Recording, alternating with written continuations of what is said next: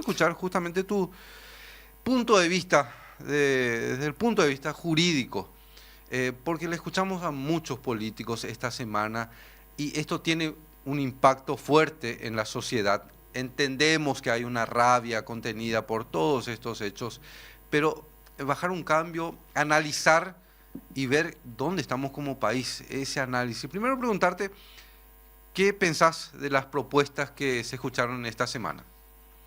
Bueno, como bien decían al inicio, generalmente se tiende a hacer un análisis político. Cuando sucede un hecho generalmente muy grave que conmociona a la sociedad, como por ejemplo recordarán el quíntuple homicidio en el caso de Bruno Marabel en la Casa del Terror, o descuartizamientos, o cosas así sumamente graves.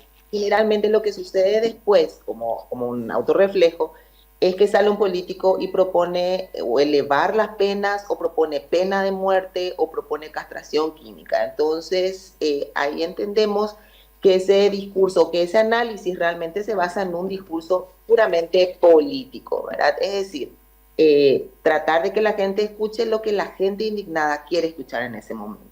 Pero lo que no se tiene generalmente es un análisis desde la perspectiva de la política criminal, es decir, cómo estamos como sociedad, ¿verdad? Si observamos hoy el parte diario del Ministerio de Justicia, tenemos que los números nos arrojan un total de 177, te voy a decir exactamente, 177 jóvenes privados de libertad, ¿verdad? Entonces, no estamos hablando, para comenzar, no estamos hablando de una suma exponencial en relación a los mayores de edad, ¿verdad? Que son aproximadamente 15.000 personas privadas de libertad. Tenemos 177 jóvenes en infracción con la ley penal que están privados de libertad. Por otro lado, tenemos que analizar también qué es lo que nos dice la Constitución Nacional con respecto al propósito de la pena. ¿Cuál es el propósito de esa privación de libertad que hace el Estado con una persona cuando comete un delito? Según el artículo 20 de la Constitución Nacional, el objeto de la pena es, en primer lugar, la protección de la sociedad, es decir, apartarle temporalmente al delincuente de la sociedad para trabajar sobre él dentro de un sistema penitenciario que funcione, para lograr el segundo objetivo sobre esa persona, que es la readaptación. Entonces, en tanto y en cuanto escuchemos proyectos de leyes que buscan la cadena perpetua, por ejemplo, ¿verdad? Entonces entendemos que está en contra de ese artículo 20, porque no se podría lograr la readaptación del delincuente e insertarlo nuevamente a una vida sin delinquir dentro de esa sociedad que temporalmente se buscó proteger. En tercer lugar, y que creo que es lo más importante que la gente pueda entender, estamos todos sumamente indignados con el caso María Fernanda, que más que menos tiene una hija de esa edad. Entonces nos golpea muy de cerca a todos porque es un caso sumamente grave. No solamente es la muerte de María Fernanda, también es la muerte de un niño por nacer. Entonces estamos hablando de dos terribles crímenes contra dos personas inocentes. Eh, pero lo que tenemos que entender es que las leyes se planifican para el futuro. Cualquier modificación que se logre hacer ya no afectará al que resulte autor de la muerte de Fernanda. Eso es lo primero que tenemos que entender. Esta persona va a ser juzgada por la ley vigente y va a ser condenada seguramente a lo que establece la legislación actual. Doctora, Entonces, cualquier modificación regiría para el futuro. Sí. ahí te quiero hacer la primera contraposición con lo político. Artículo 20 de la Constitución Nacional. Mencionabas que se le aparta, en este caso al infractor, para luego tratar de reinsertarlo a la sociedad. En esos términos, ¿es aplicable en nuestro país una pena perpetua o pena de muerte? No es aplicable. No es aplicable, sería inconstitucional. ¿Qué es lo que se busca hacer, digamos, en otros países cuando se inserta esta figura dentro del ordenamiento penal? Se basa en el discurso de humanizar las penas, es decir, se sustituye lo que anteriormente era la pena de muerte por la cadena perpetua, ¿verdad? Por la prisión perpetua, en un proyecto de humanización de las penas. Sin embargo, eso va en contra de ese fin que persiguen ciertas legislaciones penales de ciertos países, como por ejemplo la nuestra, de buscar la readaptación de ese condenado. Entonces, ese proyecto de ley que pretende una cadena perpetua está en contra de la Constitución Nacional y también en contra del artículo 7.5 de la Convención Americana, 6.5, perdón, que dice exactamente lo mismo que nuestra legislación, que nuestra Constitución. Es decir, tendríamos que modificar la Constitución Nacional y teníamos que renunciar a la Convención Americana respecto de lo que establece el artículo 6.5 de la misma. Para poder hacer ese proceso, ¿verdad? Para poder renunciar a los tratados internacionales en materia de derechos humanos o hacer ese tipo de renuncias, se debe seguir el procedimiento establecido en el artículo 142 de la Constitución Nacional, que ahora dice, sí. Sí, doctora, disculpa la interrupción, pero escuchándote pienso un poco todas estas cosas que se dijeron, no sé, a lo mejor habrás escuchado en los noticieros que hubo propuestas que van justamente en contra de eso que estás planteando, ¿verdad? De la Constitución, de los tratados internacionales. ¿Crees que hay oportunismo, mala fe, ignorancia? ¿Cómo evalúas estas reacciones que tienen algunos parlamentarios? Bueno, lo que puede observarse es un claro discurso político, ¿verdad? Como decía al inicio, se busca que la gente escuche lo que la gente quiere escuchar. Sin embargo, lo que no se le cuenta a la gente es que estos proyectos de leyes no, en el caso de modificarse algo o de elevarse, por ejemplo, el marco penal del máximo de 8 años a 15 años, creo que escuché también otro proyecto. Entonces, eso no sería aplicable al caso concreto de María Fernanda. Es decir, si la indignación social surge en base al caso de María Fernanda, la modificación legal no va a poder aplicarse al que resulte autor del feminicidio de María Fernanda. Entonces, tenemos que partir de esa base. Van a ser aplicables para otros casos que sucedan en el futuro, para feminicidios o homicidios o lo que fuera que suceda en el futuro, que no ocurrieron todavía ahora en la realidad, en el presente. ¿Por qué? Porque las leyes se aplican para el futuro y no tienen ese efecto retroactivo. Entonces eso es lo primero que la gente tiene que entender y no dejarse endulzar el oído cuando escucha este tipo de proyectos. Ahora, cuando escuchamos proyectos como por ejemplo la pena de muerte o la castración química, tampoco son figuras que pueden aplicarse según lo que prohíbe nuestra Constitución Nacional y según lo que establece también los tratados de derechos humanos ratificados por Paraguay. Para que Paraguay renuncie a esos tratados y que pueda aplicar estas figuras, entonces tiene que seguir el procedimiento, el mismo procedimiento que para la enmienda constitucional. Eso quiere decir a través de un referéndum se va a convocar a toda la población paraguaya a que voten si quieren o no apartarse de estos tratados en materia de derechos. Doctora, ese es el procedimiento. Sí, entiendo, justamente hablando del procedimiento. Lo otro que esta semana sonó bastante es juzgar a un menor como si fuera un adulto. ¿Es posible esto, doctora? Y si es posible, ¿en qué condiciones?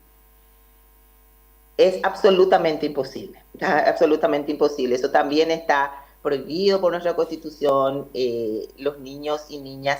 Lo que pasa es que la Convención de los Derechos del Niño dice que el niño es toda persona hasta los 18 años.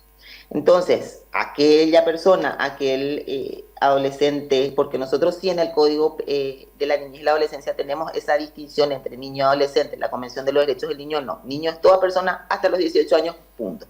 Entonces, una persona de 17 años y medio es para el derecho internacional de los derechos humanos considerado un niño. ¿Qué pasa? Los niños tienen una protección especial, tienen la protección general de todos por ser una persona humana y además tienen protección reforzada, dicen los tratados internacionales, por su condición de niño o niña. Eso también está establecido en el artículo 19, además de la Convención de los Derechos del Niño, en el artículo 19 del Pacto de San José de Costa Rica. Doctora. Y Paraguay ya tiene sentencias, esto es muy importante puntualizar, Paraguay ya tiene sentencias de la Corte Interamericana, como por ejemplo en el caso Panchito López, que fue la segunda sentencia recaída sobre Paraguay, en los cuales la Corte le viene diciendo esto. Se deben aplicar medidas especiales de protección a los niños por ser niños. Es decir, juzgarlos como un adulto es absolutamente violatorio de la Constitución y de nuestros tratados en derecho. Doctora, y dentro de este ámbito siempre se discutió bajar la edad de penalidades, endurecer penas, bajar la edad, Y esto también se discute a nivel internacional, donde sucedieron casos muy alevosos, premeditados inclusive de menores de edad. Te consulto, ¿es Sí. posible esto? ¿Qué punto de vista se puede analizar? ¿Por dónde analizar estas cuestiones? Porque va de la mano de cuestiones psiquiátricas, psicológicas, sociológicas inclusive. Y es posible analizar, no sé por dónde analizar, digo. Tu pregunta es excelente porque me dirían ustedes, entonces, si esto no se puede, si esto tampoco, entonces, ¿qué se puede hacer? ¿Verdad? Y estamos ante una situación socialmente grave. Entonces, sí se puede, digamos, ampliar el marco penal. Nosotros tenemos un máximo de 8, ¿verdad?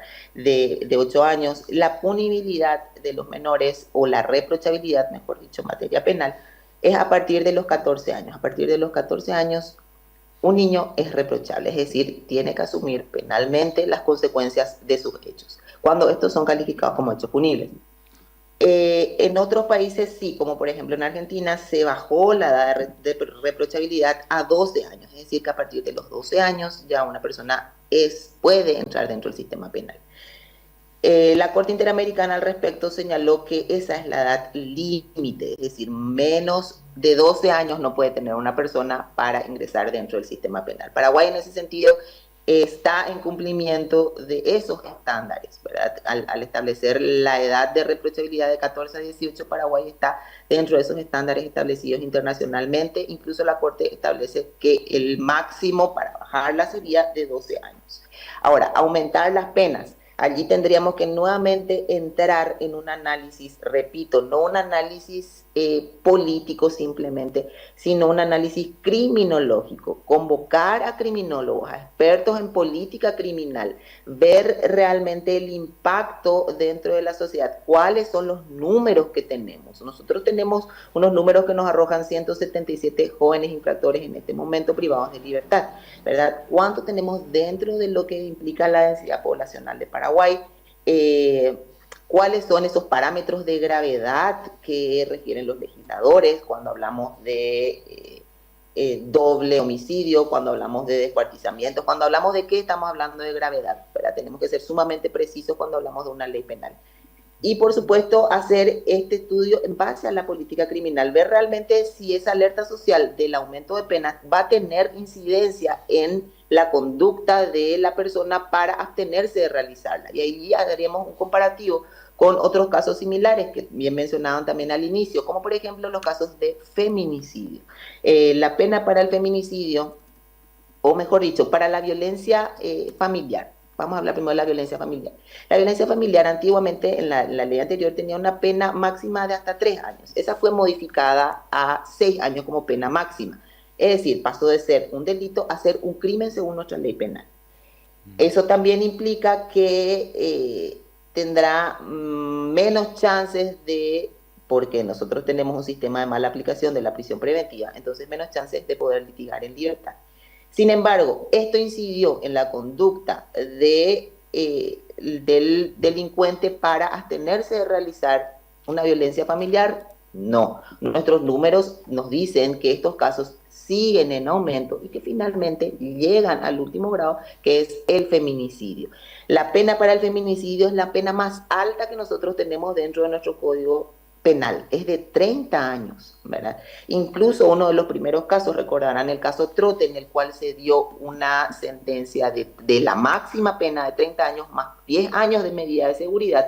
Sin embargo, esto sirvió para que la sociedad tenga esto como una alerta social o tenga esto como un modelo a no seguir porque sabe lo que le espera. No. Los casos de feminicidio siguen ocurriendo, siguen elevándose nuestras estadísticas, nuestras cifras de niños que se quedan huérfanos, sin madres, de casos de violencia familiar, siguen rankeando, siguen punteando el ranking de delitos más cometidos.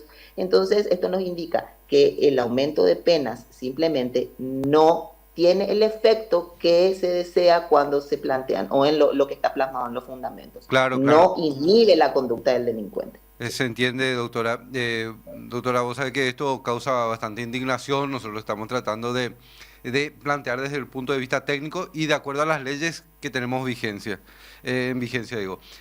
Si te preguntara como profesional, doctora, ¿qué salida podríamos plantear? Porque como mencionabas, los números siguen creciendo en cuanto a feminicidios y este tipo de hechos se siguen dando y se pueden seguir dando. Y es una preocupación real que tenemos todos como sociedad. Como padres de familia tenemos esa preocupación. Vos seguramente como madre también. Hay una preocupación real de la sociedad. ¿Qué podríamos plantear nosotros desde el punto de vista jurídico, profesional, doctora? Bueno, realmente primero nuestros políticos deberían dejar a un lado la hipocresía, y esto lo digo con mucho respeto, ¿verdad?, a todos ellos, pero por un lado están pretendiendo eliminar ministerios como el Ministerio de la Mujer, el Ministerio de la Niñez, ¿verdad?, que son ministerios troncales, son ministerios que al contrario deberían ser dotados de mayor presupuesto para poder combatir tantos flagelos como tenemos, para poder dar una mayor asistencia a mujeres víctimas de violencia familiar, para poder continuar con sus campañas de prevención de casos de abuso sexual en niñas, por ejemplo, el Ministerio de la Niñez y la Adolescencia, para que pueda tener un trabajo con un mayor presupuesto y pueda llegar a todo el país con políticas públicas eficaces en materia de prevención. Siempre trabajar desde el área de la prevención es fundamental para evitar después que nuestras cifras delictivas aumenten, ¿verdad? Entonces, por un lado, querer eliminar estos ministerios y por otro lado, presentar proyectos en los cuales simplemente se quiere recurrir al garrote penal, a elevar las penas o a tratar de implementar penas inviables en base a lo que tenemos ahora como Constitución Nacional y como tratados en materia de derechos humanos. Entonces, eso no condice mucho, no guarda relación. Trabajar en el área desde la prevención es fundamental. Una niña que fue abusada, luego resultó embarazada a los 9, 10 años, teniendo hijos, ya de eso no se vuelve, de ese abuso sexual no se vuelve. Entonces es fundamental empezar a trabajar desde la prevención. ¿Qué es lo que está ocurriendo en los hogares?